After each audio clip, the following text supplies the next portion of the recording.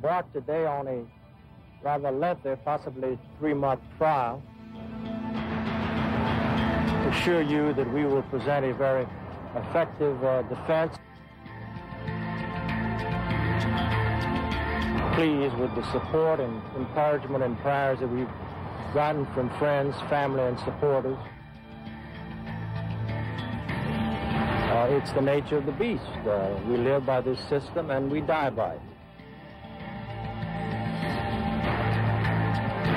Correct day in Louisiana. Tonight, a Channel 2 News special, the U.S. versus Edwin Edwards, the verdict. Good evening, everyone. I'm George Ryan. And I'm Andrea Clessy. Welcome to the Channel 2 News special, the U.S. versus Edwin Edwards, the verdict. For the next half hour, we'll take a close look at the jury's actions today and hear from the major players. We'll also get your opinions on what's happened as well. It is the biggest public corruption trial in modern Louisiana history. Marvin McGraw has covered the case from the start and begins our special report tonight. Marvin? Well, George, the verdict came down at 3:30 this afternoon, ending a 4-month-long trial filled with suspense and emotion. Well, of course, I'm disappointed. Frankly, I didn't expect it. Former Governor Edwards, the flamboyant politician known for his love of gambling, is convicted of extorting hundreds of thousands of dollars from applicants seeking riverboat casino licenses.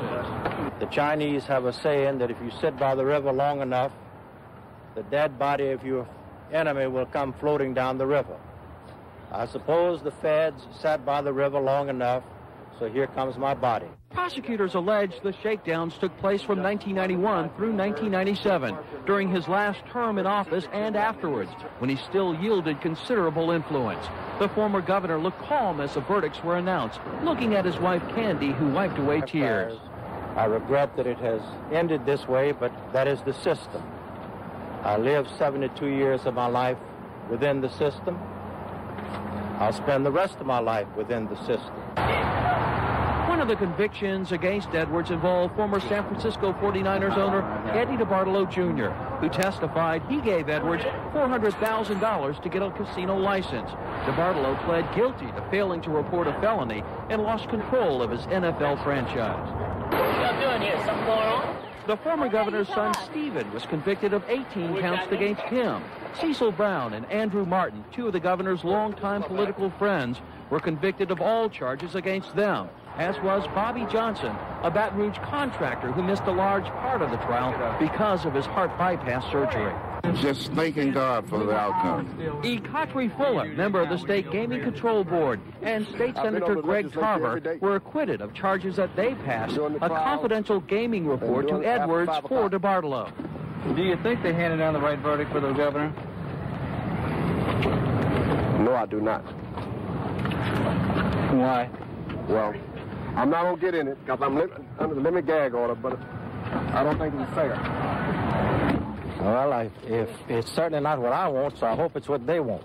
Former Governor Edwards, who by his own account has been the subject of almost 24 state and federal investigations, tonight faces the possibility of spending the rest of his life in jail. Whatever consequences flow from this, I'm prepared to face. We will, of course, take an appeal, and we are hopeful that the appeals court will give us another shot at the apple. But that, of course, is down the line. And tomorrow morning here at federal court, the government will hold a forfeiture hearing in which the government will try to seize anything that former Governor Edwards and his son Stephen bought with the extortion money. That could potentially cost him millions of dollars. Back to you, George. Okay, Marvin, I know you'll be joining us later in this broadcast. Thanks.